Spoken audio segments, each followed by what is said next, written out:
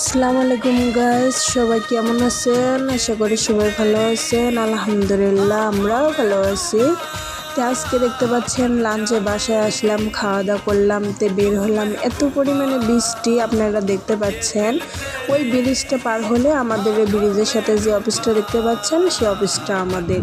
তো যাতে তো অনেকটা সময় লাগবে, অনেক ভিড়। আর এই টাইমে এতটা পরিমাণে বৃষ্টি কি বলবো, আমাকে খুব ভালো লাগতেছিল। আবার